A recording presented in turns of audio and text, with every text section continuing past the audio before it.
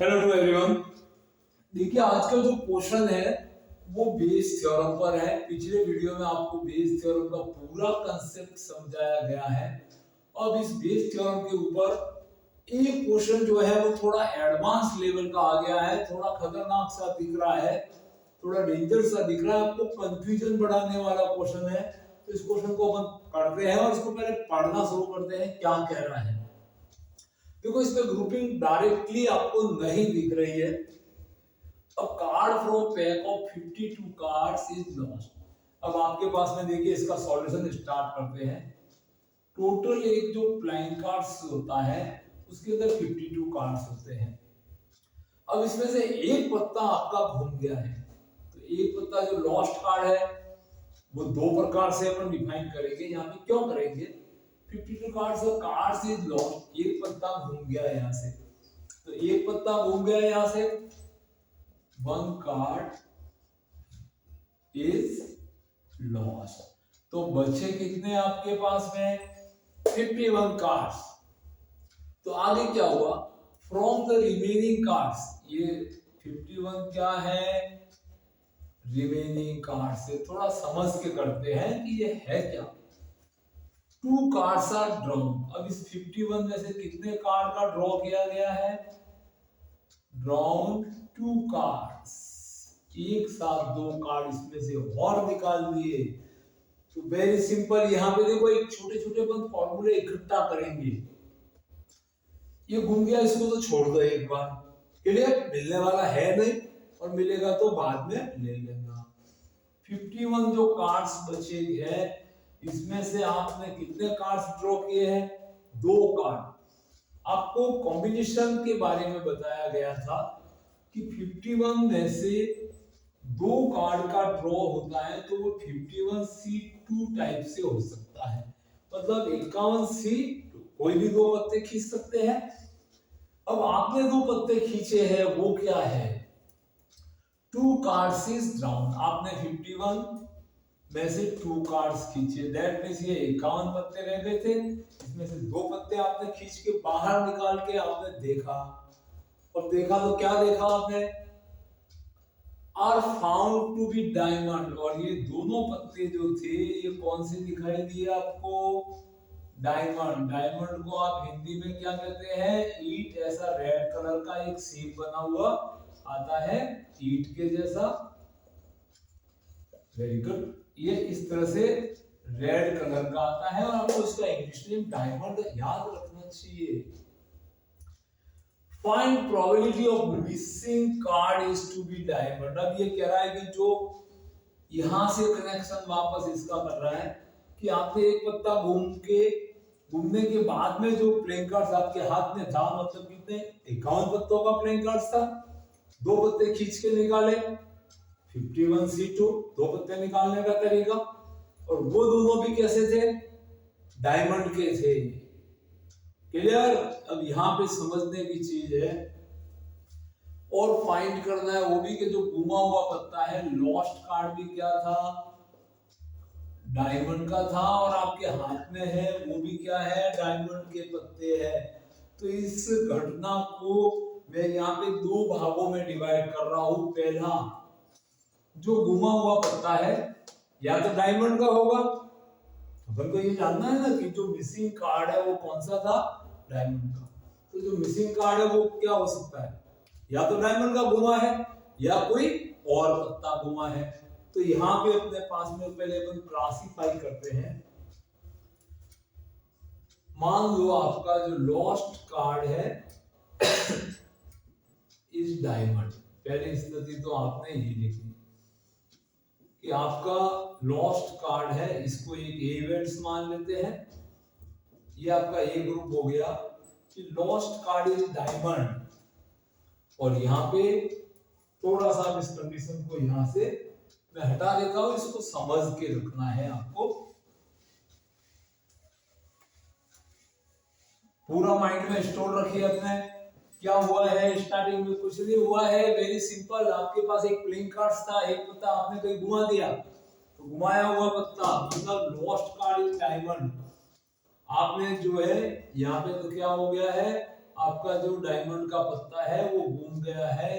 आप और B events यहाँ पे मैंने बना दी कि जो लॉस्ट कार्ड है वो नॉट अ डायमंड कार्ड, वो डायमंड का पत्ता नहीं घुमा है, कोई और घुमा है। तो आप मुझे बताइए डायमंड के टोटल कार्ड्स कितने होते हैं? डायमंड्स के टोटल कार्ड्स कितने होते हैं? 13 कार्ड्स होते हैं। टोटल कार्ड कितने होते हैं प्लेइंग कार्ड्स में? 52, और इसमें से 13 कौन से होते हैं? डायमंड्स के। और 39 कौन से होते हैं? इनको लिख सकते हैं अदर कार्ड लिख सकते हैं। कौन से लिख सकते हैं? Other cards. ए और बी क्या है? देखिए ध्यान रखिए, लॉस्ट कार्ड इज डायमंड, 52 पत्ते होते हैं, 52 जो टोटल है, इसमें से एक पत्ता डायमंड का घुमा, तो डायमंड का एक घुमा तो कहां फर्क आ गया उसका? किसमें से घुमा होगा? इन 13 डायमंड में से ही घुमा होगा, और तो कोई डायमंड के पत्ते है ही नहीं। पूरी जो आपकी प्लेइंग कार्ड्स है उसमें 13 पत्ते, मतलब 13 कार्ड्स आर डायमंड्स कार्ड। तो जो आपका लॉस्ट कार्ड है वो अगर डायमंड घूम जाता है तो वो किस में से घूमता है? 13 में से। तो इसको अपन प्रोबेबिलिटी ऑफ इवन मान ले कि डायमंड का पत्ता घूमने की प्रोबेबिलिटी। इसको डिवाइड कैसे कर लेगा कि द इवन इज द, यहाँ पे लिख देना कि probability of even is the probability of losing the diamond card is 13/52। बराबर 13 क्यों? क्योंकि फेवरेबल क्या हो गया? 13 में से तो एक घुमा है, टोटल कितने पे इफेक्ट आया? 52 पे। तो टोटल में से एक डायमंड घूमने की प्रोबेबिलिटी 13/52, तो कितनी हो जाएगी? 1/4। ये 1/4 का की प्रोबेबिलिटी है डायमंड का पत्ता घूमने की। Lost card not a diamond, तो इसकी प्रोबेबिलिटी को E2 मान लेना। इसको 1 में से लेस करके भी ला सकते हैं, या यहाँ से 39/52 करके भी ला सकते हैं। दोनों ही केस में कितनी आएगी? 3.4। इसको 1 से लेस करेंगे तब भी यही आएगी। और यहाँ से आप देखोगे कि भाई डायमंड का पत्ता नहीं घुमा है, lost card not a diamond. Not a diamond का मतलब अदर कार्ड इज लॉस्ट। कौन सा पत्ता घुमा है? अदर। तो अदर कितने होते हैं? 39/52, तो इससे भी क्या आएगी? 3.4 ही आनी है। वेरी गुड, यहां तक समझ में आ गया आप लोगों को? तो दो सेक्शन हो गए। डायमंड का पत्ता घूमने की प्रोबेबिलिटी 1/4 है, और दूसरा पत्ता डायमंड का नहीं घूमने की 3.4 है। अब आगे क्या किया गया? पत्ता घुमा, छोड़ दिया आपने, फिर आगे बचे हुए कार्ड में से यहाँ पे रिमेन्स कितने रह जाएंगे? सोचिए, रिमेन्स कार्ड कितने रहेंगे? कोई 13 कार्ड्स थे, उसमें से एक डायमंड का घुमा दिया, तो रिमेनिंग कितने बचेंगे? 12। यहाँ पे रिमेनिंग कार्ड्स कितने बचेंगे? यही सोचने की वस्तु है रिमेनिंग कार्ड्स। यहाँ पे आपने अदर कार्ड्स घुमाए हैं। कौन से कार्ड्स घुमाए हैं? अदर कार्ड्स एक पत्ता घुमाया है, तो डायमंड के कितने बचे हुए कितने रहेंगे आपके पास? ये 13 है, वो डायमंड के पूरे रहेंगे। यहाँ पे 13 डायमंड्स है, और यहाँ पे ये 12 क्या है? डायमंड्स है। From the remaining card 2 card is drown. कितने पत्ते निकाले आपने? 2, और दोनों ही कैसे थे? डायमंड के। मैं यहाँ पे डायमंड, यहाँ पे डायमंड क्यों लिख रहा हूँ? बचे हुए पत्तों में से आपने 2 डायमंड के निकाले हैं, तो 2 डायमंड आए कहां से होंगे? बचे हुए पत्तों में से ही आए होंगे। तो अब यहाँ पे अगर पहला पत्ता डायमंड घूम जाता तो डायमंड के कितने बचेंगे? 12 बचेंगे। तो जो ये 2 पत्ते आ रहे हैं बाद में डायमंड के, वो कहां से आएंगे? 12 में से आएंगे। इसको प्रोबेबिलिटी ऑफ ए कह देते हैं, यहाँ पे लिख देना। The probability of A is the event where the diamond card is lost, then getting 2 cards are diamond from remaining cards. तो 12 में से 2 पत्ते डायमंड आने की प्रोबेबिलिटी बनेगी। अपने पास 12C2 और टोटल कितने कार्ड्स है 51C2 में से। यहाँ पे प्रोबेबिलिटी ऑफ बी, आपके पास डायमंड के तो 13 के 13 पत्ते रहेंगे, लेकिन टोटल में क्या हो जाएगा 51C2। एक कोई अन्य पत्ता घूमने के बाद डायमंड में से दो पत्ते खींच लेंगे, मतलब दो डायमंड निकालने की प्रोबेबिलिटी 13C2 upon 51C2। यहां तक अगर समझ में आ गया है तो आगे कुछ नहीं बचा, दो ग्रुप हो गए।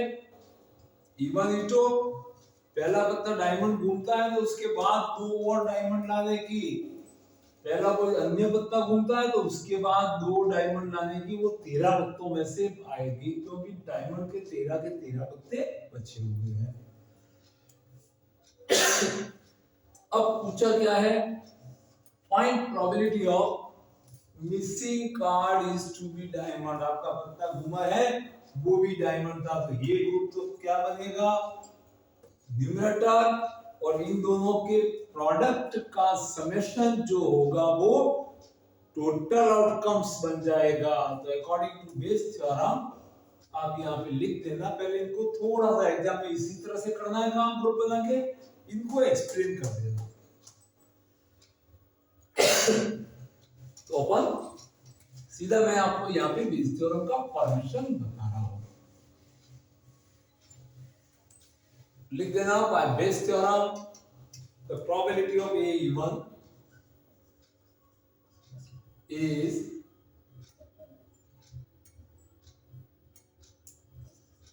इसको बता देना कि probability of the missing card is diamond when we get two cards also diamond from remaining cards। तो इन दोनों को न्यूमरेटर बना दीजिए, 1/4 multiply 12C2 upon 51C2 divided by 1/4 into 12C2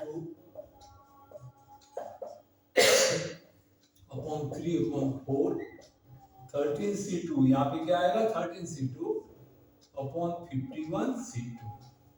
simplify common लेके ही करना है ताकि आपको ज्यादा कुछ कैलकुलेशन नहीं करना पड़े। तो देखिए आपको कैलकुलेशन बेस में क्या करना है,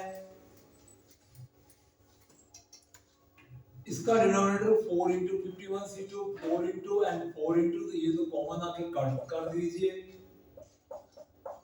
1 into 12C2 और इसके यहाँ पे 1/4 into 51C2 1/4 into 51C2, ये 1/4 इसको कॉमन ले लेंगे तो 12C2 प्लस 3 into 13C2, ये पूरा कैंसिलेशन में चला जाएगा। 12C2 इसको सिंप्लीफाई करना आपको बताया गया है, 12 into 11 and 1 into 2। 12C2 फॉर्मूले में नहीं डालना है, 12 को 2 डिजिट तक डिक्रीजिंग ऑर्डर में मल्टीप्लाई करना है और इसको 1 से इंक्रीजिंग ऑर्डर में। सेम यहाँ पे भी 12 into 11 upon 1 into 2 plus 3 into 13C2, ये 1 into 2 1 into 2 and 1 into 2 ये भी कैंसिलेशन में चला जाएगा। तो न्यूमरेटर में बचता है 12 into 11, यहाँ पे भी 12 into 11 and plus 3 13 and 12 3 13 and 12, ये 12 भी कॉमन आके कट जाएगा, ये डिनोमिनेटर से 12 is also common, then 11 plus 3 into 13 is 39, 12 से 12 गया is 11 divided by 9 and 1 and 0 3 and 1 4 and 50। Then by this theorem the probability of getting two diamond card from the remaining when the first जो losing card is the diamond, 52 पत्तों में से एक पत्ता diamond घूमने के बाद दो बचे हुए पत्तों में से प्राइमर निकालने की प्रोबेबिलिटी 11/50 होती है। तो हमारी कोशिश रही कि बेस थ्योरम के क्वेश्चन करने का आपको तरीका बताया जाएगा। प्रयास हमारा सार्थक रहा तो चैनल को सब्सक्राइब कीजिए अगर अभी तक नहीं किया है, ताकि आपको कंप्लीट सिलेबस मिल सके। अगर आप सीए फाउंडेशन से हो तो बेस थ्योरम का क्वेश्चन आपके पक्का आएगा, बीटेक इंजीनियरिंग से हो तो भी आएगा। उसके अलावा बीकॉम स्टैटिस्टिक्स क्लियर, जिसको अकाउंटेंसी सेकंड भी कहा जाता है, अगर बीकॉम से हो, इकोनॉमिक्स से हो, जहां जहां प्रोबेबिलिटी आपकी कंटेंस में रहती है वहां वहां बेस थ्योरम भी रहेगा, क्वेश्चन आएगा। और लॉन्ग आंसर में आता है तो इसके पूरे मार्क्स लेने के लिए सीबीएसई बोर्ड, आईसीएसई या स्टेट बोर्ड एग्जाम है, तो सब में बेस थ्योरम की इंपॉर्टेंस को देखते हुए आपको अच्छे से करना है और बहुत ही सिंपल सॉल्यूशन होते हैं। तो हमारे चैनल पर बने रहिए, वीडियो को अपने फ्रेंड्स में शेयर करना है और एक लाइक करना है। Thank you watching this video.